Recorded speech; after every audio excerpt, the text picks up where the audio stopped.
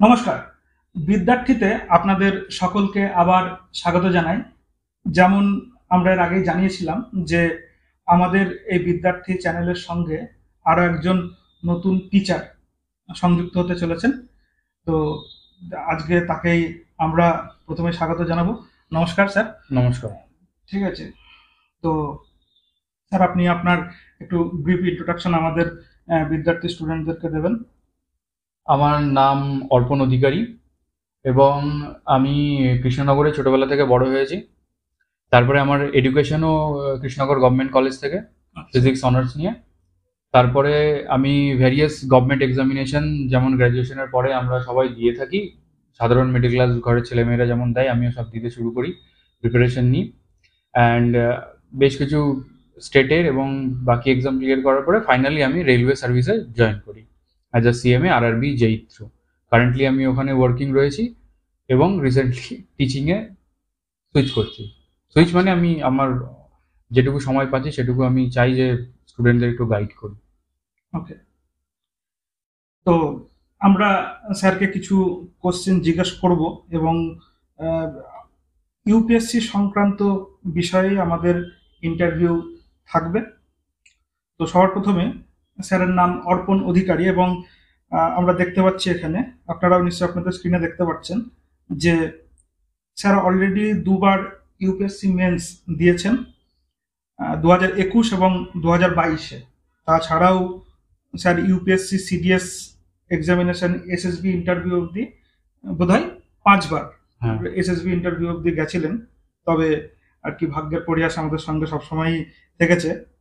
আর অবশেষে 2018 সালে রেলওয়ের জেই এক্সামে স্যারের 4th র্যাঙ্ক ছিল। তো স্যার এখন সিএমএ তে কার্য করছেন।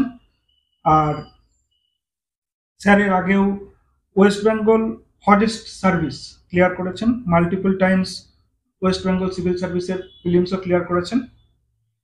যেহেতু স্যারের জেনারেল কাস্ট, সেজন্য 6টি ইউপিএসসি অ্যাটেম্প্ট পাওয়া গেছে ও তার মধ্যে স্যার 2টি ইউপিএসসি প্রিলিমস ক্লিয়ার করে মেন্স দিয়েছেন। তো স্যারের কাছ থেকে আমরা প্রথমেই কিছু কোশ্চেন জিজ্ঞেস করব। তো স্যার প্রথম কথা হচ্ছে, একটা ক্যান্ডিডেট যে ইংলিশ মিডিয়ামেই ছোটবেলার থেকে পড়াশোনা করছে এবং একজন ক্যান্ডিডেট আমাদের মতো যারা ছোটবেলা থেকেই বাংলা মিডিয়ামে পড়াশোনা করছে, তো ইউপিএসসি সিভিল সার্ভিস অথবা হচ্ছে WBCS West Bengal civil service এবং অন্যান্য যে সমস্ত সেন্ট্রালের এক্সামিনেশনগুলো রয়েছে, তো সেইগুলো কি এই ভাষা ভিত্তিক ভাবে কোন রকম ডিসক্রিমিনেশন করে, নাকি আমাদের বোর্ডে আমরা এনসিআরটি বোর্ডের থেকে আমরা একটু কম শিখি বলে আমাদের কোপ আপ করতে অসুবিধা হয়? আপনার এখানে কি টেক আপনি যদি বলেন। আমি সরাসরি এটা বলবো না যে বোর্ড ডিসক্রিমিনেশন করে, এটা অনেক বড় লেভেলের অ্যালিগেশন হয়ে যাবে। হ্যাঁ, কিছু টেকনিক্যাল প্রবলেম রয়েছে বলে আমার যেটা মনে হয়। যেমন আমি স্টেপ বাই স্টেপ একটা একটা করে বলছি। অবশ্যই। প্রথমে যদি স্টেটের কথাই বলি আমরা, আপনারা দেখবেন যে স্টেটের পিএসসির অন্যান্য এক্সামের মেন্সের কোশ্চেন যদিও বাংলায় আসে, ডাব্লিউবিসিএস এর মেন্সের কোশ্চেন বাংলায় আসে না, সবাই জানে। ইনফ্যাক্ট আমার মনে আছে আমি ফরেস্ট সার্ভিসেরও যেটা মেন্স দিয়েছিলাম ওটারও কোশ্চেন বাংলায় ছিল না। আচ্ছা। ঠিক আছে, তো স্টেটেই যদি এই অবস্থা থাকে তাহলে ইউপিএসসি আমার কিছু বলার না। আর ইউপিএসসিতে হিন্দি মিডিয়ামের স্টুডেন্টরা আমার বলা উচিত নয় যে ওরা অনেক বেশি ইয়ে করে, কারণ ওদের স্ট্রং হোল্ডটা অনেকটা বেশি দিল্লি সেন্ট্রিক বলে ওরা হয়তো ওদের ভয়েসটা শোনা যায়। কিন্তু আপনি ইউপিএসসিরও যদি দেখেন সিস্টেমটা এরকম যে কোশ্চেনের দুটো ভাষাতে প্রিন্ট হচ্ছে। অবশ্য ইউনিয়নের যে দুটো ল্যাঙ্গুয়েজ ইংলিশ অ্যান্ড হিন্দি সেই দুটোতেই প্রিন্ট হয়, বাকি রিজনাল ল্যাঙ্গুয়েজে কোশ্চেন আসে না। এবার ক্যান্ডিডেটকে এনিহাউ এর থ্রুই কোয়ালিফাই করে যেতে হবে। তো এই সিস্টেম্যাটিক ইস্যুগুলো রয়েছে। এবার বাংলা বা যে কোনো অন্য ভার্নাকুলার ল্যাঙ্গুয়েজের ক্যান্ডিডেটও কম। তো আমার জানা নেই, এটা আমার এটা কমেন্ট করা ঠিক হবে না যে ওখানে ইভ্যালুয়েশনের প্রসেসটাতেও কেমন। যেমন ওখানে যদি আপনার কি বলে ফাইনাল ইভ্যালুয়েশনের পরে যে নর্মালাইজেশন বলুন বা ইউপিএসসির ক্ষেত্রে মডারেশন ওয়ার্ডটা ইউজ হয়, যে মডারেশন হয় ওইটাতে কিছু এফেক্ট পড়ে কিনা আই এম নট শিওর, ওটা বলাটা আমার কমেন্ট করাটা ঠিক হবে না। কিন্তু সিস্টেম্যাটিক কিছু ইস্যুস রয়েছে। সিজিএল বা রেলওয়ের যেটা দেখেছি, ওরা আমি বলবো পিএসসি আর ইউপিএসসি তে খানিকটা বেটার, অ্যাটলিস্ট ওরা বাংলাতে কোশ্চেন অ্যাটেম্প্ট করার অপরচুনিটিটা দেয়। এখন এসএসসির এক্সামগুলোতেও হচ্ছে ওরা আপনার বাংলাতে কোশ্চেন দিচ্ছে, কিন্তু প্রবলেম হচ্ছে কোশ্চেন আগে ইংলিশে ফ্রেম হয়, তারপরে ট্রান্সলেটেড হয়। এবার ট্রান্সলেশনে অনেক কমপ্লিকেটেড হয়ে যায়, এটা নো ডাউট। যে কোনো জায়গায় জাস্ট ট্রান্সলেশন মানে ওয়ার্ড টু ওয়ার্ড ট্রান্সলেশন করলে যে প্রবলেমগুলো হয় সেইগুলো প্রত্যেকটা কোশ্চেনের মধ্যে থাকে। ওই জন্য শুনবেন অনেক সময় ক্যান্ডিডেটরা বাংলায় দিচ্ছে, বাংলায় প্রশ্নটা বুঝতে না পেরে সে ইংলিশে দেখে নিচ্ছে, তারপরে সে বুঝতে পারছে, তারপরে অ্যান্সার করছে। এই টেকনিক্যাল ইস্যুগুলো হয়েছে। এবার এটা তো সিস্টেম্যাটিক ইস্যুর কথা গেল, এবার আমি বলছি ক্যান্ডিডেটের পয়েন্ট অফ ভিউ থেকে কে ইস্যু হবে। ছোটবেলা থেকে 12 অব্দি সে ইংলিশে পড়ে, বাংলাতেই পড়ে, ইংলিশটা সেইভাবে শেখে না। আর ইংলিশটা আমাদের স্কুলগুলোতে যেভাবে শেখানো হয়, আমার ভীষণ রকম ঘোর আপত্তি আছে। যেমন রাম গিয়াছে, রাম আইতেছে, এইভাবে কোনোদিন ইংলিশ শেখা যায় না। ইজ ওয়াকিং, ইজ গোয়িং, এইভাবে ইংলিশ শেখা যায় না। ল্যাঙ্গুয়েজটাকে যেমন বাংলা আমরা যেভাবে শিখি, ইংলিশ ল্যাঙ্গুয়েজটা ওইভাবেই শেখা উচিত। ইনফ্যাক্ট যে কোনো নতুন ল্যাঙ্গুয়েজই ওইভাবে শেখা উচিত। অর্থাৎ যদি ইউপিএসসির মতো পরীক্ষায় আমি ধরছি মেন্সে যে সমস্ত কোশ্চেনগুলো আসে সেগুলো হিন্দি এবং ইংলিশ এই দুটি মিডিয়ামে আসে, এবং সেখানে যে ধরনের ইংলিশ ব্যবহার হয়, সেখানে ওই কোশ্চেনটা পড়ে মানে বোঝার জন্য যে পরিমাণ ইংলিশ জানা প্রয়োজন, সেই পরিমাণ ইংলিশ শেখাতে আমাদের একটা অ্যাভারেজ স্টুডেন্টকে যথেষ্ট পরিশ্রম করা প্রয়োজন। একদম, এটাতে নো ডাউট অ্যাভারেজ স্টুডেন্টকে পরিশ্রম করা প্রয়োজন। এখানে আমি বলবো সায়েন্স ব্যাকগ্রাউন্ডের স্টুডেন্টরা কিছুটা অ্যাডভান্টেজে থাকে। কিছুটা অ্যাডভান্টেজ এই কারণেই থাকে, সেটাও হয়তো একটা মানে ওদেরও একটা সমস্যার জন্য থাকে, যেটাকে ওরা কোপ আপ করে নেয় বলে ওদের প্রবলেমটা আর ফেস করতে হয় না। সেটা হচ্ছে ইংলিশের গ্র্যাজুয়েশন বা ইউনিভার্সিটি লেভেলে কোনো লিটারেচারই বাংলাতে নেই। ভালো ম্যাটেরিয়াল, ভালো বই বাংলাতে থাকে না। স্বাভাবিক কারণে যে ইঞ্জিনিয়ারিং পড়ুক, মেডিকেল পড়ুক বা ন্যাচারাল সায়েন্সে অনার্স নিক, তাকে ইংলিশ বইগুলোই পড়তে হয়। তাকে যদি সেই কম্প্রিহেন্ড করতে হয় নলেজগুলো, তাহলে তাকে ইংলিশে সুইচ করতে হবে, তার ইংলিশ স্কিলটা কিছুটা বেটার হয়। আর্টসে বই আছে, ফর্চুনেটলি আর্টসে ভার্নাকুলার ল্যাঙ্গুয়েজের অনার্স লেভেলেরও বই আছে। এবার ওই জন্য ওইখানে আমি দেখেছি স্টুডেন্টরা খুব বেশি ইংলিশে সুইচ করে না, তা ওদের ওই ল্যাকিংটা থেকেই যায়। সায়েন্স ব্যাকগ্রাউন্ডের স্টুডেন্টদের কাছে কিছুটা হলেও অ্যাডভান্টেজ থাকে, অ্যাডভান্টেজ ইন আ সেন্স ওরা কিছুটা হলেও কোপ আপ করতে পারে। এবার স্টুডেন্ট নিজের পয়েন্ট অফ ভিউ থেকে কি করতে পারে? ইংলিশ জানি না বলে অনেকটা বিদ্রোহ করা যেতে পারে যে ইংলিশ না বাংলাতে করুন। এবার এগুলোতে কেউ আইদার টাইম ওয়েস্ট করতে পারে। আচ্ছা, আপনি তো ইউপিএসসি মেন্স দুবার দিয়েছেন, আমার কাছে আপনার একটা প্রশ্ন, যে ইউপিএসসি মেন্স কি বাংলা ভাষায় লিখে দেওয়া যায়? অপশন থাকে লিখে দেওয়া, অপশন থাকে মানে দেওয়া যায়। হ্যাঁ, কেউ যদি মনে করে যে আমি দেব টোটালি বাংলাতে, হ্যাঁ, বাংলাতে প্রবলেম হচ্ছে বাংলার ভালো কোয়ালিটি ম্যাটেরিয়াল আমি দেখিনি। মানে আমি যখন প্রিপারেশন নিয়েছিলাম তখনও দেখিনি। ইনফ্যাক্ট আমার এই টিচিং এর স্টেপ আপ করারও এটা একটা কারণ। ইনফ্যাক্ট বিদ্যার্থী যে কারণের জন্য তৈরি হয়েছে, যে বাংলাতে ম্যাটেরিয়াল নেই, এই ভয়েডটাকে আমরা ইয়ে করতে চাই। বন্ধুদের জানিয়ে রাখি, অদূর ভবিষ্যতে আমাদের এরকম ইচ্ছে রয়েছে বা আমরা এটার জন্য কার্যও করছি এখন থেকেই, যে পরীক্ষার্থী যেন কিছু বছর পর থেকে এরকম একটা পরিবেশ পায় যেখানে বাংলা ভাষাতেই ইউপিএসসি সিভিল সার্ভিসের মতো এক্সামিনেশন যেন সে পরীক্ষা হলে গিয়ে লিখতে পারে। কমসে কম তার কাছে অপশনটা থাকুক এবং বাজারে এমন কিছু মেটেরিয়াল থাকুক সেটা কোয়ালিটেটিভ এবং যেটা ইউপিএসসি পরীক্ষার মেন্সে আপনি লিখতে পারবেন। তো সেই ভয়টা বিদ্যার্থী পূরণ করার চেষ্টা নিশ্চয়ই করবে অদূর ভবিষ্যতেই। তো এরপরে দেখা যাক। তো স্যার আপনি বলুন। আরেকটা যেটা সিস্যাট এর এক্সাম্পলটা আমরা যদি ইংলিশের ডিসঅ্যাডভান্টেজ কোন জায়গাতে গিয়ে পড়ে সিস্যাটে বোঝা যায়। সিস্যাটের যে কম্প্রিহেনশন গুলো আছে সবসময় এটা হয় না, আমরা যেমন বাংলাতে অনেক সময় বাগধারা ব্যবহার করে ফেলি বা অনেক সময় এরকম কিছু সেন্টেন্স বলে দিই, সেটার হয়তো লিটারাল মিনিং যদি অন্য ল্যাঙ্গুয়েজে কেউ করতে চায় সেই সেন্সটাই দাঁড়াবে না।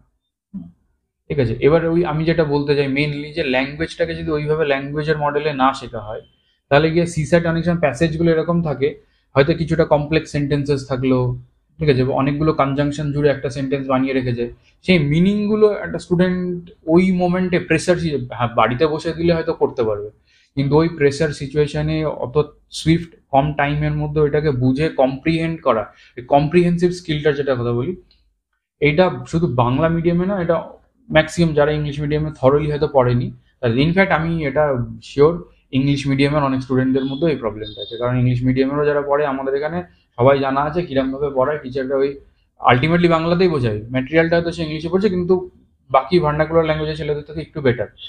কিন্তু আপনি যদি দেখেন যে আমাদের বাংলা মিডিয়াম থেকে যারা হায়ার একাডেমিক স্টাডিজে যাচ্ছে বা হায়ার সার্ভিসে যাচ্ছে, তারা ওই চ্যালেঞ্জটা ওভারকাম করছে। অবশ্যই আমি এটা স্টুডেন্টদের বলবো, দু রকমের ফিলসফি থাকতে পারে। এক তো হয় যেটা নেই নেই বলে কান্নাকাটি করলো, আর একটা হচ্ছে যে এটাকে ওভারকাম করা। এবার এটার ওয়ে একটাই, সেটা হচ্ছে আপনি কনসেপ্টগুলো আপনার ভার্নাকুলারে বুঝুন, মেইন ল্যাঙ্গুয়েজে বুঝুন, আর ইংলিশ শেখার পেছনে একটু ইংলিশ শেখার পেছনে একটু এফর্ট দিন যে আমি এটা শিখবো। এটার একটা বেনিফিট হচ্ছে ওয়ার্ল্ড ওভার যত লিটারেচারও আছে ইংলিশে অ্যাভেলেবেল আছে, অনেক অ্যাডভান্স জিনিসগুলো ওখানে আছে। ইংলিশ ল্যাঙ্গুয়েজটা একটু ভালোভাবে শেখেন তাহলে আপনি একটা আপার হ্যান্ড পেতে পারেন। ইংলিশটা আমি বলবো স্টুডেন্টদেরকে ল্যাঙ্গুয়েজের মতো না করে ভেবে নিন যে ওটা আমার একটা স্কিল, যদি আমি অ্যাকোয়ার করতে পারি আমার কাজে লাগবে, এরকম ভাবে ওটার উপরে ফোকাস দিতে পারে। কনসেপ্ট আমি নিজেও যখন স্টুডেন্টদের ফিজিক্স পড়াতাম বা এখনো যে পড়ে, আমি চেষ্টা করি বা আমার এটা মোটিভ থাকে যে বাংলাদেশ, কারণ আমি এটা নিজেও দেখেছি মাতৃভাষাতে নলেজটাকে গ্র্যাব ভালো করা যায়। অবশ্যই কনসেপ্ট আমি বুঝে নিলাম, তারপরে ইংলিশটাকে একটা স্কিল হিসেবে করলাম। কারণ বিসিএস যেমন আপনি বাংলায় লিখতে পারবেন কিন্তু কোশ্চেন ইংলিশে আসে, কিন্তু আপনার কাছে অপশন থাকে আপনি ইংলিশে লিখুন বা বাংলায় লিখুন। এবার সায়েন্সে যে রয়েছে তার পক্ষে এটাও ডিফিকাল্ট হয়ে যায়, সে গ্র্যাজুয়েশন অনার্স করেছে, ধরেন ফিজিক্সের আমি কথা বলি, 3 বছর ইংলিশে করেছে, তার ম্যাটেরিয়াল যা রেডি আছে সব ইংলিশে, সে এখন যদি ফিজিক্স অপশনাল নিয়ে এক্সাম দেয়, সে আর ওই মোমেন্টে তো আর চেঞ্জ করতে পারছে না, তখন সে ওইটা নিয়েই যাবে। ঠিক আছে, তো এই জিনিসগুলো স্টুডেন্টকে নিজের একটু কমফর্ট জোন বুঝে নিতে হবে যে আমি কোনটা করলে হবে, আমি পুরোপুরি ভার্নাকুলারে সুইচ করলে আমার বেটার হবে নাকি একটু মিক্স রাখবো আমি, সেটা স্টুডেন্ট নিজের কমফর্ট জোন বুঝে করতে পারে। তো এখন বাজারে যা অ্যাভেলেবেল অবস্থা আছে, আমার ধারণা স্টুডেন্টদের নিজের মাতৃভাষাতে যদি সম্ভব হয় সমস্ত কনসেপ্ট বুঝে সে যদি ইংলিশ ল্যাঙ্গুয়েজে সেটা লেখার চেষ্টা করে তাহলে এটা বেশি গ্রহণযোগ্য হবে এবং তার পাওয়ার পক্ষে বেশি পাওয়াটা সুবিধা হবে। কারণ হচ্ছে এবার ইভ্যালুয়েশনটা একটা বড় রোল প্লে করে। হ্যাঁ, যদি নাম্বার অফ স্টুডেন্ট ক্যান্ডিডেট কম হয়, বিসিএস এ তো আমি বুঝলাম যে যেহেতু আমাদের স্টেটের এক্সাম, এখানে ভালো ভালো ইভ্যালুয়েটর রেখে ওরা করবে, আমি ব্লেম কোনো মানে ওরম ভাবে বলতে জানি, কিন্তু এবার বড় সেন্ট্রালাইজ এক্সাম গুলোতে যদি যেখানে বাংলায় লেখা কেউ যদি লেখে, বাংলা লেখা ক্যান্ডিডেটের সংখ্যা কম, এবার তারপরে ইভ্যালুয়েশনের প্রসেস কিরকম হবে বা ইভ্যালুয়েটর কিরকম থাকবে আমার ফ্র্যাঙ্কলি সেরকম ভাবে আইডিয়া নেই, কিন্তু আমার মনে হয় ওখানে ডিসঅ্যাডভান্টেজই হয়। কারণ যদি নাই হতো, কিছু না কিছু ক্যান্ডিডেট তো আমরা জানি যে ভার্নাকুলারে লেখে, তারা র্যাঙ্ক করতে পারছে না কেন, র্যাঙ্ক কেন সার্ভিস লিস্টেও আসছে না। অন্য কিছু ল্যাঙ্গুয়েজে যেমন গুজরাটি মিডিয়ামের একটা স্টুডেন্ট রয়েছে, সে ভার্নাকুলার অর্থাৎ গুজরাটি মিডিয়ামে লিখে সে কিন্তু টপ 10 এ র্যাঙ্ক করেছে। দক্ষিণের দিকে যে ভাষাগুলি চলে সেগুলোতেও কিছু স্টুডেন্টের কথা শোনা যায় যারা, কিন্তু তারা খুবই এক্সেপশন। এবার আমি এটাই বলি যে এক্সেপশনকে এক্সাম্পল করে লাভ নেই। হ্যাঁ, জেনারেল ট্রেনে, কারণ এক্সেপশনাল হওয়া সবার পক্ষে সম্ভব নয়। কিছুটা আমার মনে হয় সবচেয়ে বেস্ট এটাই হয় যে আপনি নিজের ল্যাঙ্গুয়েজে কনসেপ্ট বুঝে নিয়ে তারপরে লেখার নোটস আপনি ইংলিশে করে রাখুন, সেটাতে প্লাস আপনাকে নিউজ পেপারও পড়তে হবে। ফ্র্যাঙ্কলি বাংলায় ভালো নিউজ পেপার নেই, তাহলে আপনাকে দা হিন্দু বা ইন্ডিয়ান এক্সপ্রেস এই দুটোই ফলো করতে হবে। অটোমেটিক্যালি আপনার ইংলিশের স্কিল স্লোলি ডেভেলপ করেও যাবে আর করতে হবেও, নাহলে ওই যা কমপ্লেক্স তো বলবো না, ল্যাঙ্গুয়েজ ঠিকই থাকে, আমরা নতুন যখন স্টার্ট করি আমাদের একটু কমপ্লেক্স লাগে, তো ওইটাকে ওভারকাম করতে গেলে আপনাকে ল্যাঙ্গুয়েজ শিখতেই হবে। সেক্ষেত্রে আমি বলবো যে বিদ্যার্থীদেরকে আরো একটি কথা বলে রাখি যে স্যার যে বললেন সিস্যাট এর কথা, আসলে ইউপিএসসি সিভিল সার্ভিস এক্সামিনেশনের মেন দুটি স্টেজ, প্রিলিমস এবং মেন্স, তারপরে তো ইন্টারভিউ রয়েছে যেটাকে পার্সোনালিটি টেস্ট বলে। তো প্রিলিমসের মধ্যে দুটি পেপার, একটি জিএস পেপার অর্থাৎ জেনারেল স্টাডিজ, আর একটি হলো সিস্যাট। তো সিস্যাট পরীক্ষায় আপনার 80টা কোশ্চেন থাকে, 200 নম্বর, সেখানে আপনাকে 66 নম্বর তুলতে হবে। And this is a qualifying paper, qualifying in nature. আর এর মধ্যে 80টা কোশ্চেনের মধ্যে 27 থেকে 30টি ইংলিশ প্যাসেজ থাকে এবং তার মধ্যে 8-10টি প্যাসেজ তো একটু সহজই থাকে, কিন্তু বাকি 15-20টি প্যাসেজ আপনাদের বেশ ভাবিয়ে তোলার মতনই প্যাসেজ ওরা দেয়। সবচেয়ে বড় কথা কেউ যদি সেইটা বোঝার পক্ষে আমাদের ল্যাঙ্গুয়েজটা যদি আমরা স্কিল হিসাবে না দেখি এবং ল্যাঙ্গুয়েজটা যদি আমরা খুব ভালোভাবে বুঝতে না শিখি, তাহলে সেই ধরনের কোশ্চেনের অ্যান্সার আমরা করতে পারবো না, কারণ ওখানে কোশ্চেন এভাবে করে যে এই প্যাসেজটার মাধ্যমে লেখক কি বলতে চেয়েছেন, বা এটার একটা কি এইরকম ধরনের কোশ্চেন ওরা মেনলি করে যে আপনাকে পুরোটা বুঝতে। আর আরেকটা হচ্ছে হিন্দি বাদে যে কোনো ভার্নাকুলার ল্যাঙ্গুয়েজ বা ইন্ডিয়ান ল্যাঙ্গুয়েজের ছেলেমেয়েরা ওখানে ডিসঅ্যাডভান্টেজ। কেন? কারণ আর কোনো ল্যাঙ্গুয়েজে কোশ্চেন প্রিন্ট নেই, তো আপনি বাধ্য ইংলিশটা জানতে। ইংলিশ ছাড়া আপনি হিন্দি করতে পারবেন না, ইংলিশ জেনেই করতে হবে। আর আরেকটা হচ্ছে সিস্যাটে যদি আপনারা কেউ প্রিভিয়াস ইয়ার কোশ্চেন দেখে থাকেন, দেখবেন একটা প্যাসেজ থেকে একটা কোশ্চেন আসছে, ওখানে টাইমিংটাও বড় ফ্যাক্টর হয়ে যায়। আপনি সরি পুরোটা পড়বেন, পুরোটা পড়ে তারপরে সেটাকে কম্প্রিহেন্ড করে কোশ্চেনটা দেখে তারপরে অ্যান্সার করতে গেলে তখন যথেষ্ট সময় লেগে যায়। তো সেই জন্য ইংলিশটা জানা দরকার। আচ্ছা, অবশ্যই। এবার এর পরের কোশ্চেন যেটা আমরা আমাদের টিচারকে জিজ্ঞেস করব সেটি হলো how to study for this exam. মানে এই এক্সামের জন্য আমরা যদি আজকে একটা প্রিপারেশন শুরু করি, তো স্যারের তো অ্যাটেম্প সম্পূর্ণ পুরো হয়ে গেছে, কিন্তু আজকে যদি আপনাকে বলা হয় যে আপনি 7 বছর আগে গিয়ে আপনি নিজেকেই কি সাজেস্ট করবেন যে কিভাবে তুমি পড়াটা শুরু করলে হয়তো 2 থেকে 3 বছরের মধ্যে ইউপিএসসি পরীক্ষার মেন্স এবং ইন্টারভিউ ক্লিয়ার করে কমসে কম একটা মানে চাকরি পাওয়া যাবে। আর ইউটিউবে যারা মাঝে মাঝে বলে বেড়ায় যে আপনি আসুন 1 বছরের মধ্যে আপনি পড়াশোনা করুন এবং সিভিল সার্ভিস আপনি ক্লিয়ার করে ফেলবেন, দয়া করে সেসব ফান্দে পা দেবেন না, কারণ ওটা সম্ভব না, লিটারালি সম্ভব না। ওটা হাই কোয়ালিটির যে ইংলিশ মিডিয়াম স্টুডেন্ট এবং তারও বাবা মা বা দাদা কেউ যদি সিভিল সার্ভিসে অলরেডি থেকে থাকেন, তারা ওই তার 5 বছর আগে থেকে গাইড করে আসছেন তাকে, দিয়ে আপনি দেখবেন যে সে গ্রাজুয়েশনের পরেই গ্রাজুয়েশন করতে করতে অথবা 1-2 বছরের মধ্যে সিভিল সার্ভিস ক্লিয়ার করে ফেললো। বাট দেখে মনে হতে পারে যে সে ফার্স্ট অ্যাটেম্পটে ক্লিয়ার করে ফেললো, কিন্তু সে অ্যাকচুয়ালি 4 থেকে 5 নম্বর অ্যাটেম্পট হিসাব মতো সে দেয়। তো how to study for this exam, এটা হচ্ছে আমাদের নেক্সট কোশ্চেন। বলুন স্যার।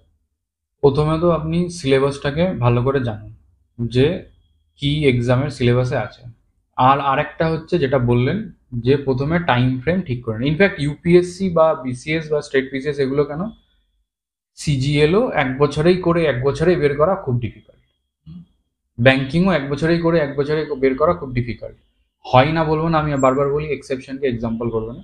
যে কোনো কম্পিটিটিভ পরীক্ষায় আপনি যদি দেন তা ধরে নেবেন যে 2 ইয়ার্স আমাকে তার পিছনে ভালো করে দিতে হবে। ঠিক আছে, প্রথমে আপনি সিলেবাসটাকে ভালো করে কম্প্রিহেন্ড করুন যে সিলেবাসে কি কি আছে। এবার অনেক টপাররা বলে দেয় যে আপনি ইউপিএসসি সাইট থেকে সিলেবাসটা দেখে নিন, হয়ে যাবে। কিচ্ছু হয় না ওইভাবে, কারণ ইউপিএসসি সাইটের যে নোটিফিকেশন যে সিলেবাসটা যেভাবে লেখা আছে খুব ব্রিফে লেখা আছে। যেমন প্রিলিমসে জেনারেল সায়েন্স বলে ছেড়ে দিয়েছে ওরা, আর কিছু লেখেনি। এবার আপনি জেনারেল সায়েন্স বলতে কি কি বুঝবেন, ওখানে তো অ্যাডভান্স টেকের কোশ্চেনও আসছে, তাহলে আপনি কি করবেন? আমার যেটা ফিলিংস যে যতই প্রিলিমসের সিলেবাসে যেটুকু লেখা থাকবে আপনি মেন্সের সিলেবাসটুকু দেখুন, দিয়ে আপনার জোন ওইভাবে ঠিক করুন। এটার একটা বেস্ট ওয়ে পসিবল হলে আমরা বিদ্যার্থীদেরও করব যে প্রত্যেকটা টপিক, যেমন জেনারেল সায়েন্স বলে দিল, এবার জেনারেল সায়েন্সের মধ্যে কি কি আছে, এরকম যে কোনো রেপুটেটেড কোচিং সেন্টারে হয়তো এরকম ব্রেকআপটা আপনি পেয়ে যাবেন। ওখান থেকে আপনি ওই ব্রেকআপটা দেখে সিলেবাসটা একবার কম্প্রিহেন্ড করে নিলেন। এবার বেসিক্স গুলো থেকে স্টার্ট করতে পারেন। ঠিক আছে, প্রথমেই অ্যান্সার রাইটিং করবো এইসব দরকার নেই। আচ্ছা, বেসিক তাহলে কি করব আমি, প্যারালালি যদি কেউ ওয়ার্কিং হয় মানে ওয়ার্কিং প্রফেশনাল হন তাহলে ইভিনিং ছাড়া টাইম পাবেন, এটা আমি ধরেই অ্যাজিউম করছি। সেক্ষেত্রে আপনি হয়তো ম্যাক্সিমাম 2টো সাবজেক্ট যদি কনসেন্ট্রেট করে পড়ে তাহলে 2টো সাবজেক্ট হয়তো পড়তে পারবেন। কিন্তু কেউ যদি ফুল টাইম বাড়িতে বসে প্রিপারেশন নেয় সেই ক্ষেত্রে ক্যান্ডিডেট অ্যাটলিস্ট 4টে সাবজেক্ট 2 ঘন্টার ক্লাস করেই ফেলতে পারে। তো সেই হিসাবে সাবজেক্টগুলোকে ওইভাবে আস্তে আস্তে কভার করবেন। কি সিকোয়েন্সে পড়বেন সেটা আমি একটু পরে বলছি। আচ্ছা, এখন আমি বলছি যে কি প্রসেসে করতে পারেন। তো ইনিশিয়ালি আপনার নিউজ পেপার রিডিং এরও দরকার নেই, প্রথমেই একদম নিউজ পেপার রিডিং শুরু করতে হবে না, কারণ তখন ওই সারাদিন তাহলে পলিটিক্যাল নিউজ এটা ওটা পড়বেন, কাজের কাজ কিছু হবে না। আর নিউজ পেপার অনেকে বলে হাফ অ্যান আওয়ারে হয়ে যায়, ইউটিউবে পেয়ে যাবে how to read a news paper in 25 minutes, ওইগুলো থেকে কোনো কাজ হয় না। একটা নিউজ পেপার থরলি পড়তে গেলে যথেষ্ট সময় লাগে। ইনফ্যাক্ট আমার মনে হয় যে আমি যখন 21-এরও যখন দিই তখন আমি অলরেডি সার্ভিসে ঢুকে পড়েছি, ট্রেনিং চলছে, ট্রেনে যেতে যেতে আমি ফোনেই ওরকম ভাবে দেখতাম, তো যথেষ্ট সময় লাগে। মানে আমাদের পরের কোশ্চেনটাও এটাই যে importance of news paper reading খুবই ইম্পর্টেন্ট। ওটা আমি তাহলে আলাদা সেগমেন্টে বলছি যে নিউজ পেপারটা আমি বলবো অ্যাটলিস্ট আপনার 3 মাস প্রিপারেশনে চলে গেছে যখন, তখন যখন আপনার 3 মাস ইনভেস্ট করার পরে যখন আপনি সিলেবাস সম্বন্ধে কিছুটা আপনার আইডিয়া হয়ে গেছে, তখন আপনি করুন। ঠিক আছে, এবার এখানে সাবজেক্টটাকে কভার করার দুটো স্ট্র্যাটেজি আমি দেখেছি, দু রকম ভাবে করে। একটা, অনেকে সিলেবাসটা পুরো জানার আগেই পিআইকিউ পড়া শুরু করে দেয়, দিয়ে পিআইকিউ থেকে কিওয়ার্ড স্ক্যান করে নিয়ে তারপরে সাবজেক্টটা পড়া শুরু করে। আর সেকেন্ড হচ্ছে, অনেকে সাবজেক্টটা আগে ইনডেপথ টিচারের উপরে ফেথ রেখে সাবজেক্টটাকে আগে কভার করে, দিয়ে তারপরে পিআইকিউ অ্যানালিসিসে যায়। আচ্ছা, আমি সেকেন্ড মেথডে যাওয়ার বিশ্বাসী, কারণ আমার যখনই মনে হয় না ওই যে আগে পিআইকিউ থেকে কিওয়ার্ড করে, তখন ওটা অনেকটা ওই জাস্ট জানার কোনো ইচ্ছাটা শেষ হয়ে যায়, শুধু এক্সামের জন্য যেটুকু লাগে সেটুকু করু, পরের বছর যদি ওখান থেকে না কোশ্চেন আসে ফাঁদে পড়ে যেতে হয়। তো বেস্ট হচ্ছে আপনি আগে 3 মাস সিলেবাসটাকে পড়ে নিন ভালো করে। আর যে কোনো রেপুটেড টিচার, আমরা বিদ্যার্থীদের তো যথেষ্ট আমরা কোয়ালিটি মেনটেন করার চেষ্টা করি, আপনি দেখবেন যেটুকু লাগবে সেটুকু, মানে যা দরকার সেগুলো সেই হিসাবে কভার করা আছে, এমন নয় যে কেউ এক্সেস পড়াচ্ছে বা কম পড়াচ্ছে। এবার ওই ফেথটুকু রাখুন, দিয়ে ধরেন আমি বলছি জিওগ্রাফিতে যদি আমি বলি, জিওগ্রাফির যদি 3টে চ্যাপ্টার আপনার কমপ্লিট হয়ে যায়, ঠিক আছে, 3টে মানে জিওগ্রাফি আপনি যদি দেখবেন, ধরেন অরিজিন অফ ইউনিভার্স দিয়ে হলো, অরিজিন অফ ইউনিভার্সটা আপনি কমপ্লিট করলেন। এইবার আপনি স্ক্যান করুন পিওয়াইকিউ যে অরিজিন অফ ইউনিভার্স থেকে কিরকম কোশ্চেন আসছে। তখন আপনি দেখুন যে আপনি যেরকম ভাবে ভাবছেন আর কোশ্চেন যেরকম ভাবে আসে সেইভাবে অ্যালাইনমেন্ট হচ্ছে কিনা। ঠিক আছে, এইভাবে স্লোলি সাবজেক্টগুলো কভার করুন। প্রত্যেকটা সাবজেক্ট পুরোটা আপনি যদি ভাবেন 1 ইয়ার তো পুরো সিলেবাসটাকে কভার করতে লেগে যাবে। এবার এখানে আছে নোট মেকিং এর একটা ফ্যাক্টর। যখন আপনি ক্লাস করবেন তাহলে নোটটা কিভাবে প্রিপেয়ার করবেন? পুরোটা পড়ে নিয়ে আবার 1 বছর পরে কি আমি নোট প্রিপেয়ার করা শুরু করবো? হ্যাঁ, ইনফ্যাক্ট আমাদের সেটা কোশ্চেন আছে যে নোট কিভাবে প্রিপেয়ার করতে হয়। এবার আমি যেটা ফলো করতাম সেটা হচ্ছে, আমি একটা ক্লাস আমি ট্যাব নিয়ে বসতাম, বা কেউ যে আপনি যদি জাস্ট পেন পেপার নিয়ে বসেন, পেন অ্যান্ড পেপার নিয়ে যেভাবে আপনি কমফোর্টেবল সেভাবে বসুন। ক্লাস যখন করছেন তখন টিচারের সঙ্গে সঙ্গে আপনিও কিছু নোটস করতে থাকেন, জটিংস কিছু করতে হ্যাঁ, হয়। এতে কি হয়, আপনার দূরভাবে কনসেন্ট্রেশন একটা খুব ভালো থাকে টিচারের সঙ্গে আপনার। কারণ ভার্চুয়ালি যদি আপনি পড়েন ওই জিনিসগুলো খুব ইন্টারাকশনগুলো ম্যাটার করে, তো ওইগুলো লিখতে থাকলে আপনার মাথার মধ্যে সাইকেলে থাকবে, দিয়ে আপনি চ্যাপ্টারটা বই থেকে পড়ে নিন, ওখানেও আপনি কিছু হাইলাইট পোর্শন করে রাখুন। ঠিক আছে, সিলেবাস ওইটা আপনার একটা কুইক নোট হিসেবে কাজ করবে। এবার সিলেবাসটা যখন আপনার পড়া হয়ে গেছে, আমি বলছি যে 2 ইয়ার সাইকেল নিয়ে চলতে হবে। সিলেবাস একবার যখন কমপ্লিট হয়ে গেল, এবার যখন আপনি রিভিশন ফেজে যাবেন, তখন প্রপার মেন্সে কি নোটস আমি তৈরি করব, যেটা আমি পরীক্ষার 1 মান্থ আগে থেকে আমি রিভাইজ করব, সেইটা তখন রিভিশন ফেজে গিয়ে বানান। রিভিশন ফেজে গিয়ে কারণ এর জন্য প্রয়োজনীয় যে নোটস, অ্যানসার রাইটিং এর জন্য প্রয়োজনীয় যে নোট, সেগুলোর জন্য আমরা আলাদা সেশন আনবো, কারণ answer writing itself is a big task. হ্যাঁ, কারণ অনেকেই হয় যে খুব নলেজ রয়েছে কিন্তু এক্সামে গিয়ে ঠিকমতো অ্যানসার লিখতে পারছে না।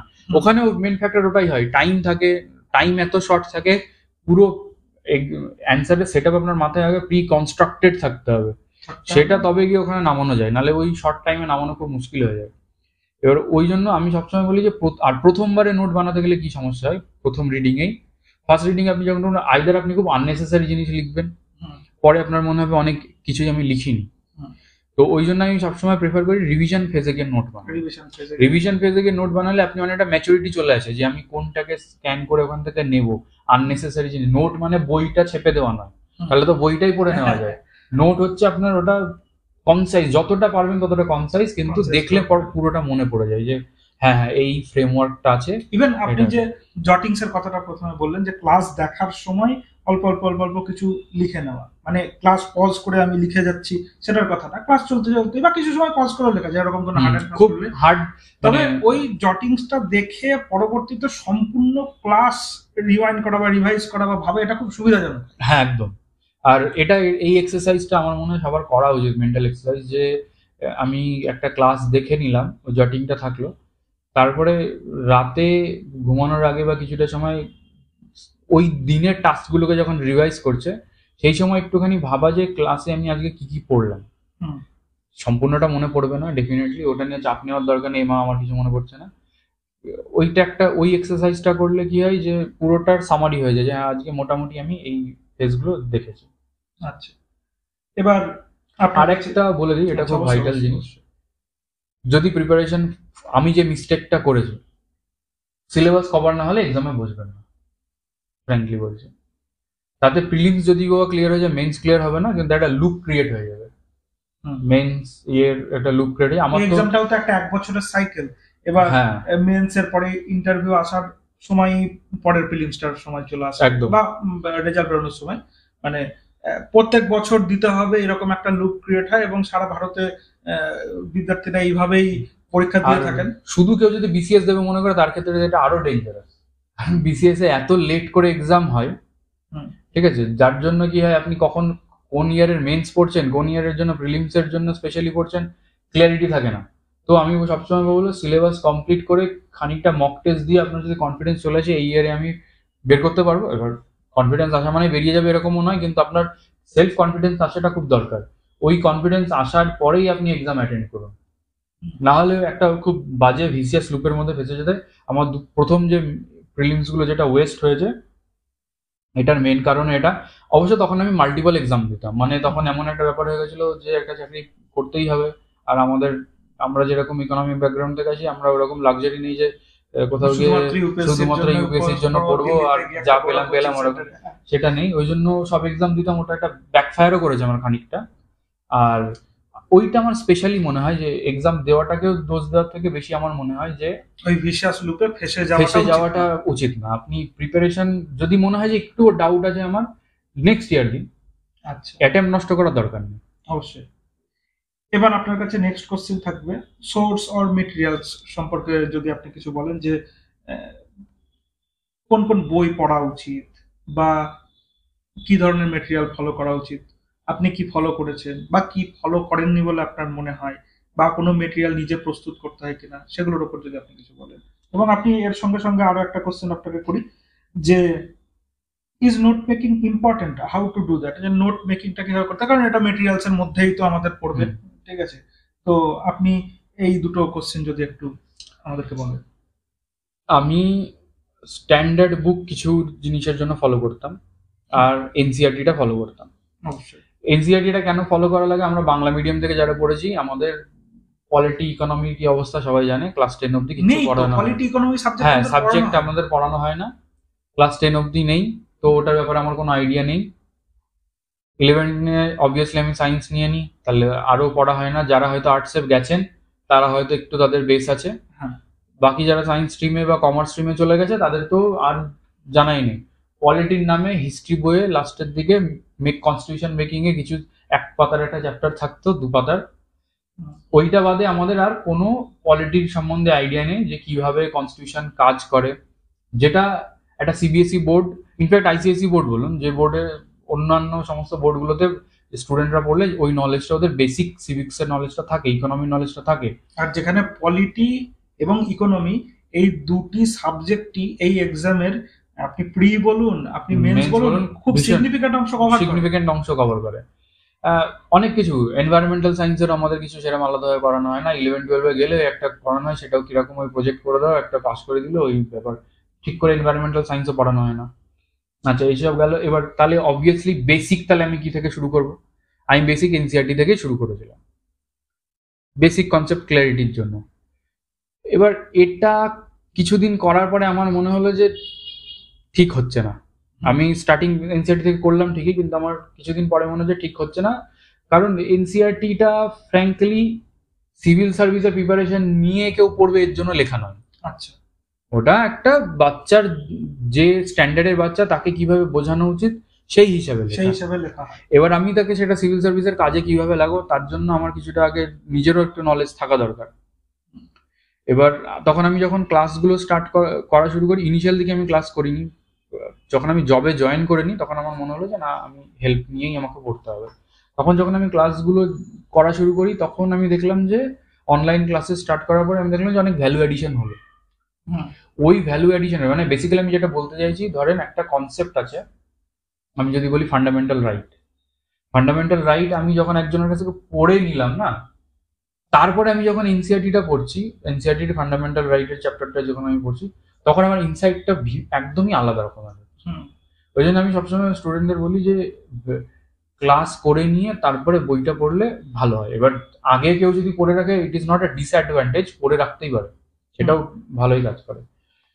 তো এবার ম্যাটেরিয়ালে যদি বলি, তাহলে এনসিইআরটি বেসিক আপনাকে কভার করতেই হবে।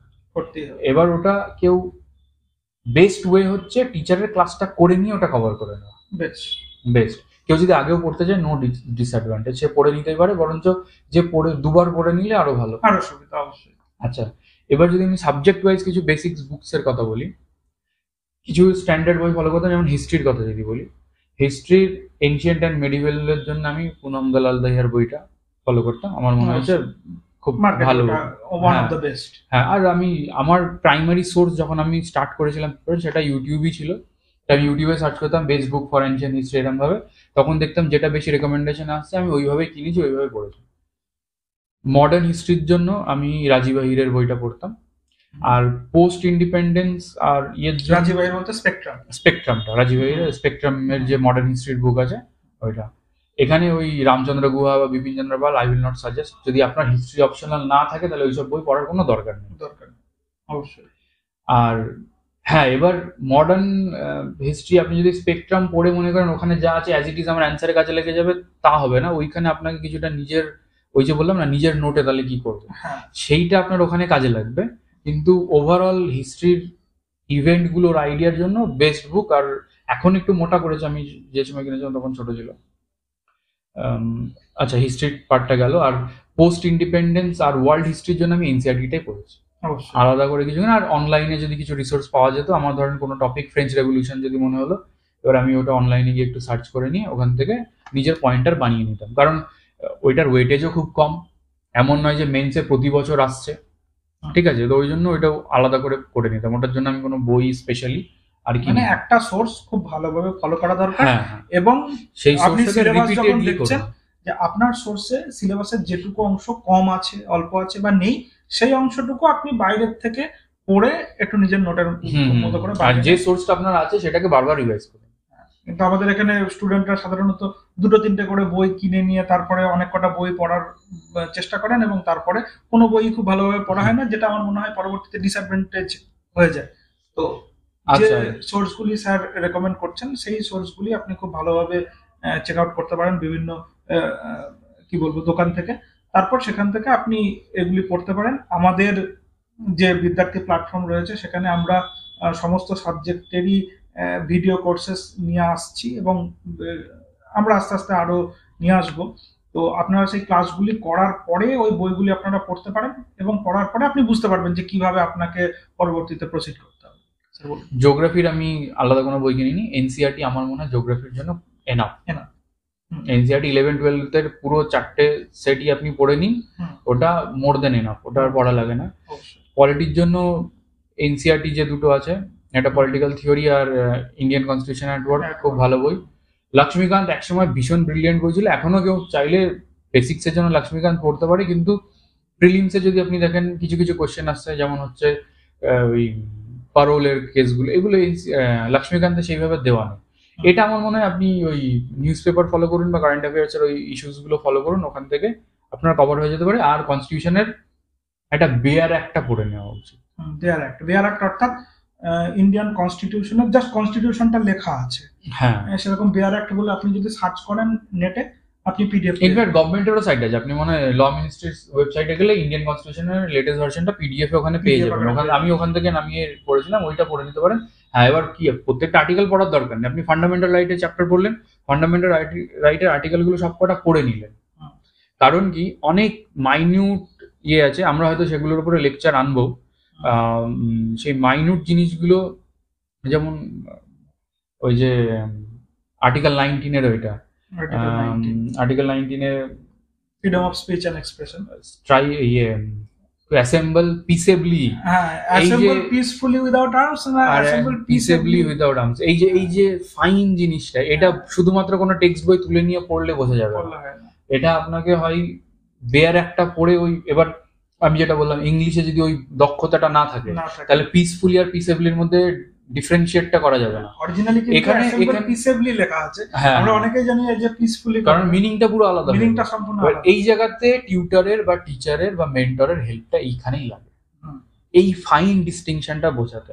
হুম, ঠিক আছে, এটা আমার লেট রিয়েলাইজেশন হয়েছে, কিন্তু এই জায়গাতেই টিচারের ভূমিকাটা আসে, যে কিভাবে সে এই জিনিসগুলো, আর এইগুলো আমার মনে হয় না আজকে যদি বাংলা থেকেও বলেছে বলে, হুম, এটা আমরা মনে হয় ফার্স্ট বললাম। আর আমরা এটার লেকচারও আনবো, তখন আপনারা যদি ফান্ডামেন্টাল রাইটে যখন লেকচার আমরা করাবো তখন আপনি বুঝতে পারবেন যে অ্যাকচুয়াল ডিফারেন্সটা কোথায়। আচ্ছা, আমার মনে হয় সোর্সের সব যদি বলতে থাকি একটু লং হয়ে যাবে, রাদার আমি ভিডিও হ্যাঁ, ডেসক্রিপশনে দিয়ে দিলে বেটার হবে। হ্যাঁ, অবশ্যই।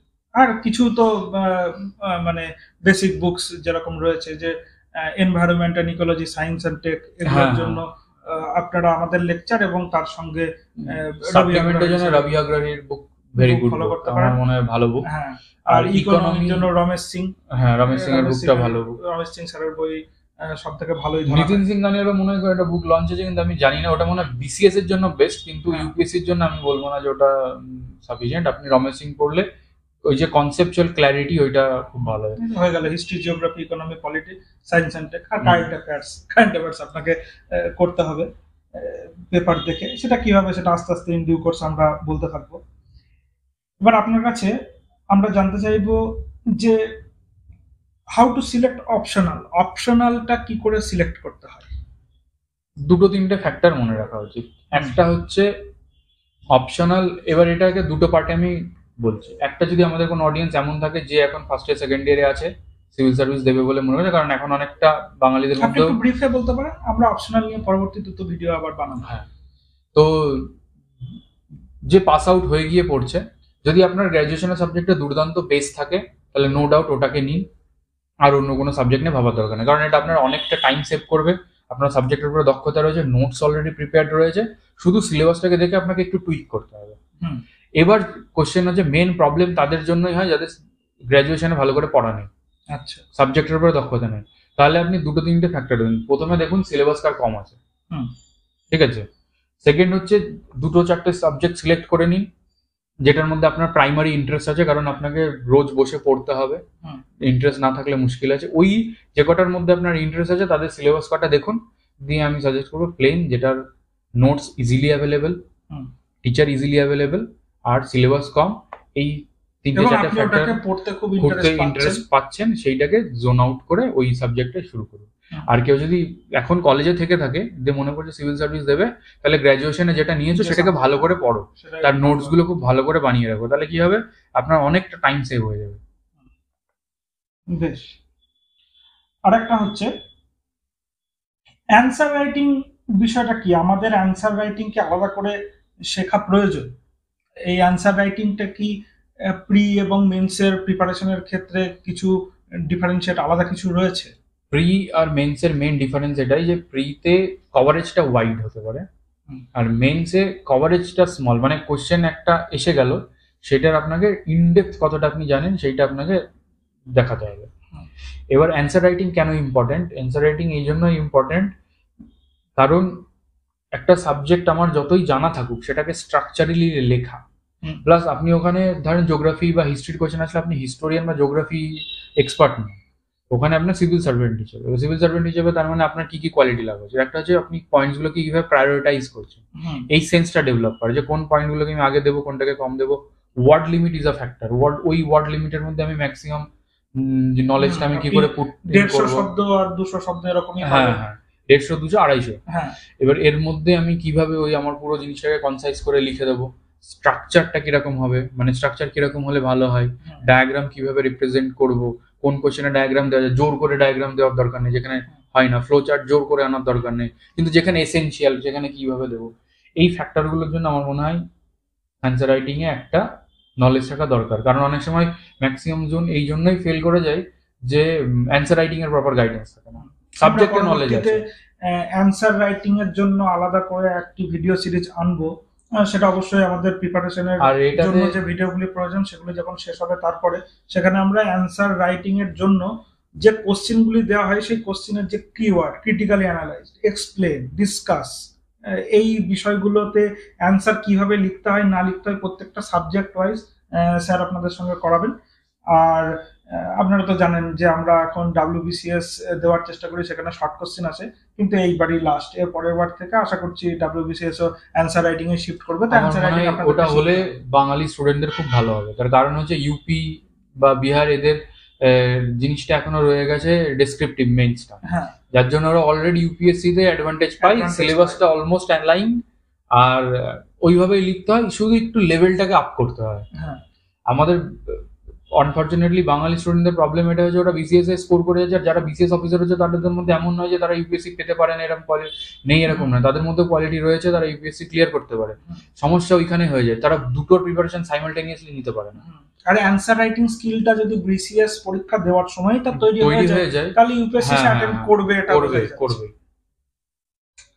আর আপনার কাছে আমাদের শেষ প্রশ্ন আজকে, your advice to the Bengali candidates, আপনি বাঙালি ক্যান্ডিডেটদের কি অ্যাডভাইস করবেন, যে সেটা আপনি আপনার এক্সামের নিশ ঠিক করুন।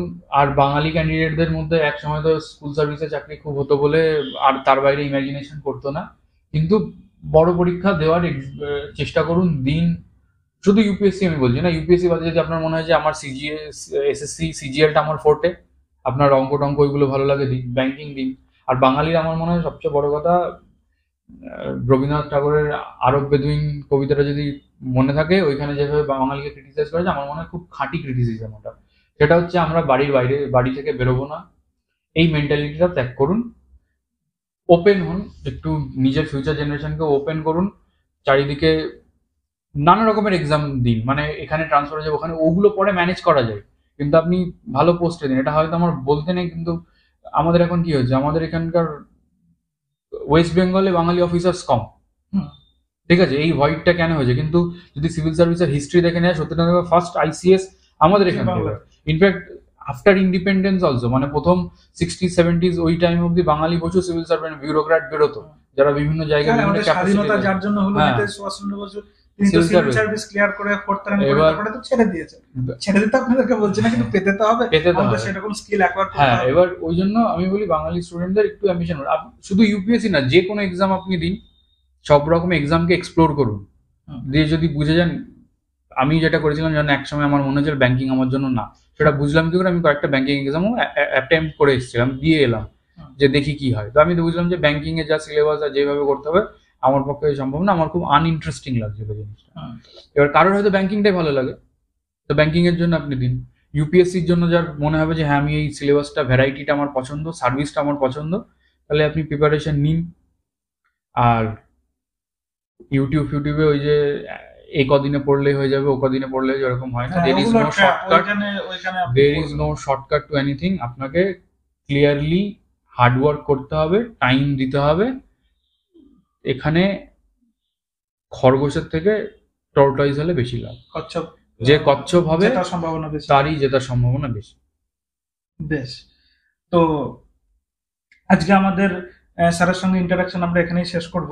তো আমরা এর পরেও আগামীতেও অনেক ইন্টারাকশন আমরা স্যারের সঙ্গে করব। আমাদের ইচ্ছা যে আমাদের এই বিদ্যার্থী চ্যানেলের মাধ্যমে যেন আগামী কিছু বছরে বেশ কিছু সিভিল সার্ভেন্ট আমরা প্রডিউস করতে পারি। আর তার জন্য ইউটিউবের বাংলা মিডিয়ামের সব থেকে বেস্ট প্ল্যাটফর্ম কিভাবে হতে হয় তার জন্য আমরা পরিশ্রম করি। আপনারা আমাদের সঙ্গে থাকবেন এবং আমাদের ভিডিও দেখবেন, জানাবেন আপনাদের কেমন লাগছে আমাদের ভিডিও, আমাদের কন্টেন্ট। আর তাছাড়াও যে কি তিনটে স্কিল স্যার আজকে বললেন, যে একটি হলো ইংলিশ জানা শেখা, একটি হলো মোটামুটি নিউজ পেপার রিডিং, আর আরেকটি বলতে পারা যায় অ্যান্সার রাইটিং, আর একটি পার্সোনালিটি, সেটি তো আলাদা ব্যাপার হলো।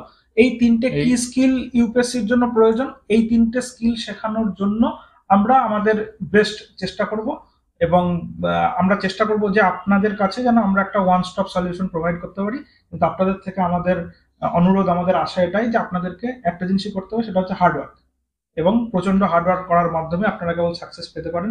যেটা স্যার বললেন যে সাকসেস হ্যাজ নো শর্টকাট। আর আপনি কচ্ছপ হলে বেশি সুবিধা, যে আপনি আস্তে আস্তে স্লো বাট স্টেডিলি আপনি পরীক্ষার জন্য পড়তে থাকেন, যতটা আপনি একদিনে অ্যাবজর্ব করতে পারছেন ততটা পড়ুন, সেটাকে রিভাইজ করুন, ঠিক আছে। মানে একদিনে অনেক সময় কি হয়, প্রচুর স্ট্রেস নিয়ে নেয় স্টুডেন্টরা, 2 দিন 3 দিন, এটা আমার সাথেও হয়েছে, 2 দিন 3 দিন 4 দিন প্রচন্ড এমন পড়লাম যে ঘুমাচ্ছি না, রীতিমতো প্রচুর পড়ছি, কিন্তু তারপরের দিন বডি নিতে পারে না, তখন আবার স্লো ডাউন হয়ে যায়, তখন আবার ডিমোটিভেটেড হয়ে যায়। তার থেকে আপনি যেটুকু পোর্শন পড়তে পারবেন সেটুকুই নিন। আমি ওই যেটা বললাম 2 ইয়ারের গোল সেট করে নিন। আরেকটা যদি কেউ, এবার অনেকে বলতে পারে আমরা তো ইকোনমিক্যালি, আমার যে প্রবলেমটা হয়েছিল, আমার ইকোনমিক্যালি অত ভালো ব্যাকগ্রাউন্ড থেকে আছে না, তো আমাকে তো অনেক এক্সামই দিতে হবে। আপনি একটা আমব্রেলা করে নিন, ইউপিএসসির সিলেবাসের সঙ্গে আমার এই এক্সাম ম্যাচ করছে, তাহলে আমি সেই এক্সাম অ্যাটেম্প্ট করবো। ঠিক আছে, কারণ এবার কেউ যদি এরকম হয়, ধরেন এডুকেশন ব্যাকগ্রাউন্ড খুব দুর্দান্ত, আইআইটি থেকে পড়েছে বা ভালো কলেজ থেকে ইঞ্জিনিয়ারিং করেছে বা ভালো সাবজেক্টে মাস্টার্স করা আছে, সে এক দু বছর গ্যাপ নিলে তারপরে সে ইন্ডাস্ট্রি, যে কোনো ইন্ডাস্ট্রি জয়েন করে ফেলতে পারে। এরকম যদি তার কারোর কনফিডেন্স লেভেল থাকে বা একাডেমিক ব্যাকগ্রাউন্ড ওরকম থাকে, রিসোর্সেস ওরকম থাকে, তাহলে আপনি ফ্রি হয়ে 2 বছর ইউপিএসসির জন্য দিন, অন্য এক্সাম দেওয়ারই দরকার নেই, আপনি পুরো মন ওখানে দিন। যদি ক্লিয়ার হয়ে যায় ভালো, নাহলে আপনার কাছে ফল ব্যাক করার অপশন থাকছে। প্ল্যান বি আমি বলবো, সবাইকে বলবো একটা প্ল্যান বি রাখতে, তাহলে কনফিডেন্স আছে। আর ইংলিশটা নিয়ে আমি একটা জিনিস বলবো, যে ইংলিশটাকে আমি বারবার বলছি অ্যাজ আ স্কিল শিখুন, মাতৃভাষার প্রতি অসম্মান করে নয়। মানে অনেকে করে কি, ইংলিশ শিখে গিয়ে নিজেকে, হ্যাঁ, দুজন বাঙালি যদি ইংলিশ জানা থাকে তাহলে তারা নিজেদের সঙ্গে বাংলায় কথা বলার থেকে ইংলিশে কথা বলা হয়। বাচ্চার সঙ্গে আমি দেখেছি, বাচ্চার সঙ্গেও বলছে যে ইংরেজিতে কথা বলছে, সে খাবে কিনা, কি করবে কিনা। এমনও দেখেছি আমি, বাচ্চা বাংলাই বলছে কিন্তু বাবা ইনসিস্ট করছে যে সে যেন ইংরেজিতে কথা বলে। ওই রকম সুপিরিয়রিটি বা ইনফেরিয়রিটি কমপ্লেক্স আনবেন না। মাতৃভাষাকে ভালোবাসুন, মাতৃভাষাতে বুঝুন, কিন্তু ইংলিশটাকে অ্যাজ আ স্কিল হিসাবে শিখে রাখুন, যাতে আপনাকে কেউ ইংলিশে বললে আপনার কাছে সেটাকে রিপ্লাই দেওয়ার অস্ত্রটা থাকে, কিন্তু একই সাথে বাংলাটাকে ভালোবাসাটাও যেন থাকে। অবশ্যই।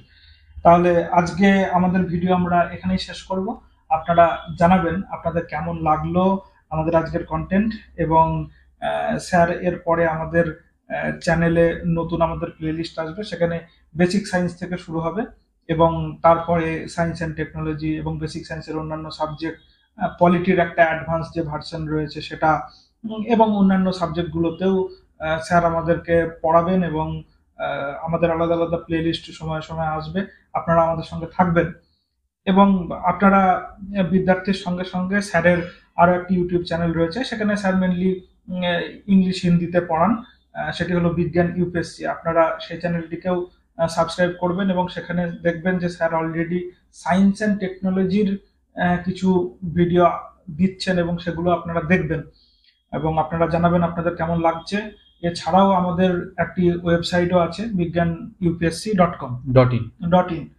তো সেই ওয়েবসাইটে আমরা এখানে geography, environment and ecology, science and technology এর উপর কিছু আর্টিকেল পাবলিশ করা শুরু করেছি, এবং পরবর্তীতে আমরা চেষ্টা করব আরো ভালো ভালো কিছু নিয়ে আসা।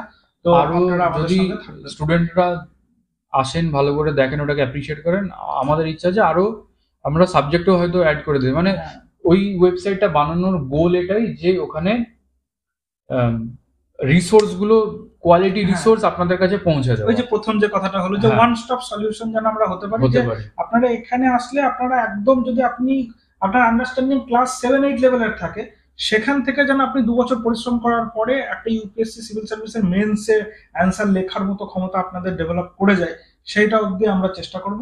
আপনাদের কাজ শুধুমাত্র হার্ডওয়ার্ক করা, আমাদেরকে ফলো করা, আমাদের সঙ্গে থাকা। আর আজকের ভিডিও আমরা এখানেই শেষ করছি।